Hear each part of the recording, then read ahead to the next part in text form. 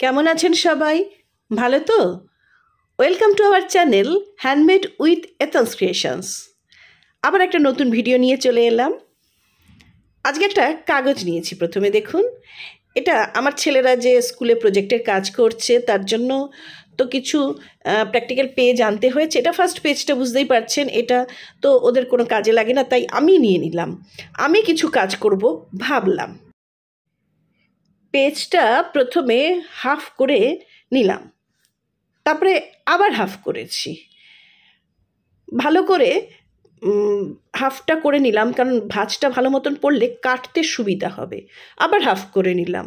একটু সরু করে কেটে নিতে পারলে কাজটা করতে সুবিধা হবে। আর বেশ ভালো করে ভাঁজটা দিয়ে নিয়েছি।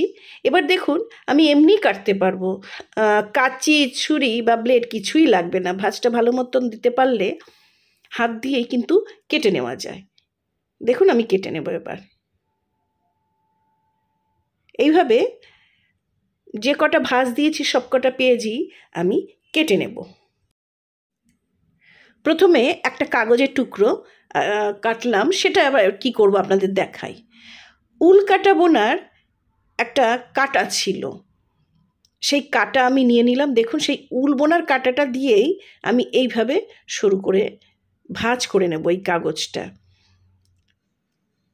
যতটা সম্ভব সরু করে ভাঁজ করে নেওয়ার চেষ্টা করছি, তাহলে কাজটা করতে সুবিধা হবে, ভালোও লাগবে। আমি যে জিনিসটা বানাতে চাইছি সেটা করতে সুবিধা হবে। যাই হোক, এভাবে আস্তে আস্তে গোল করে করে একদম শেষে এসে আমি উল কাটাটা বার করে নিলাম, উলবোনার কাটাটা বার করে নিলাম। এখানে এবার শেষ অংশে আমি এবার গাম লাগাবো। ফেভিক্রিল, আমি এই জুয়েলারি গামটা ইউজ করছি। এই গামটা এবার লাগিয়ে নিচ্ছি।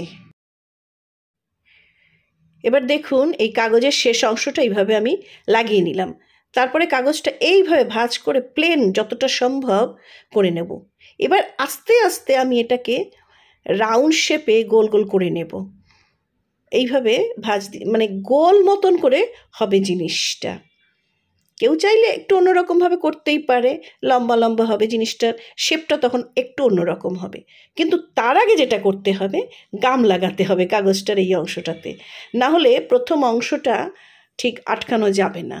গাম দিয়ে দিয়েই এইভাবে কাগজটা গোল করে নিতে হবে।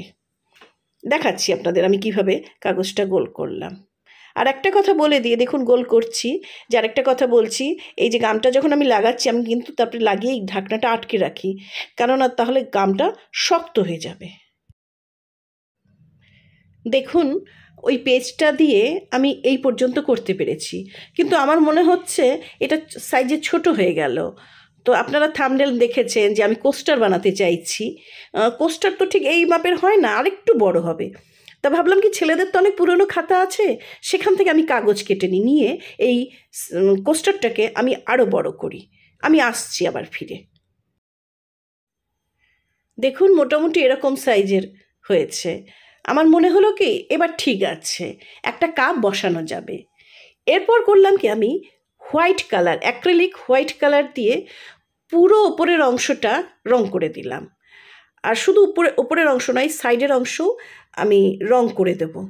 তারপরে শুকোতে দেবো। এটা শুকিয়ে যাওয়ার পরে এর যে নিচের দিকটা, সেদিকটাও আমি রং করে শুকোতে দেব,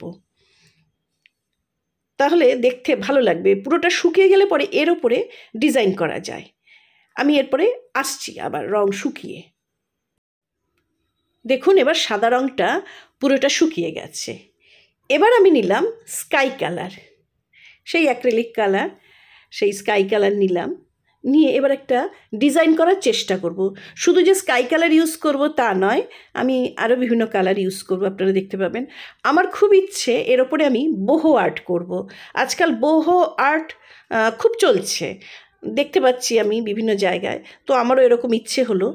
তবে আমি যে ডিজাইন করেছি আপনাদের যে সেই ডিজাইনই করতে হবে এমন তো কোনো কথা নেই। আপনারা আপনাদের পছন্দ মতো যে কোনো ডিজাইনই করতে পারেন।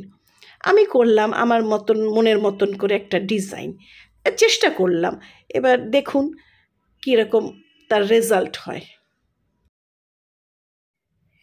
একদিকে স্কাই কালার দিয়েছি, আর একদিকে আমার মনে হলো একটু অরেঞ্জ কালার দিই, তাহলে জিনিসটা খুলবে ভালো। এরপরে আমি আনবো ব্ল্যাক কালার। দেখুন সেই ব্ল্যাক কালার দিয়ে আমি কি করি। এবার কালো রং মানে ব্ল্যাক কালারটা আমি নিয়েছি তুলিতে, নিয়ে একটা ডিজাইন বানানোর চেষ্টা করছি। তবে এখানে না একটু সাবধানে রং করতে হবে, আসলে কাগজের ফাঁক তো। দেখুন ব্ল্যাক কালার দিয়ে আমি এরকম ডিজাইন করলাম, এটা বহু আর্ট। আর ঠিক এর উল্টো দিকেই একটা ডিজাইন করেছি, দেখুন এটা আবার একটু অন্যরকম রং দিয়ে এইভাবে আমি ডিজাইন করেছি। যাই হোক, আমার দুদিকেই হয়ে গেল, দুদিকেই আমি কোস্টার হিসেবে ইউজ করতে পারবো। তবে আমার এখনও কাজ বাকি আছে, কারণ এটা এখনও ওয়াটারপ্রুফ হয়নি, আমাকে ওয়াটারপ্রুফ তৈরি করতে হবে। দাঁড়ান দেখাচ্ছি। এই দেখুন আমি নিয়ে এসেছি একটা ট্রান্সপারেন্ট নেল পালিশ, আমার তো ঘরে রয়েছেই।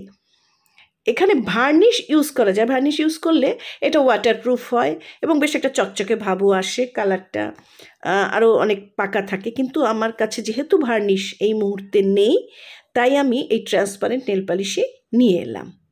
এই ট্রান্সপারেন্ট নেল পালিশটা দিয়েই আমি এবার আমার কাজ শুরু করব।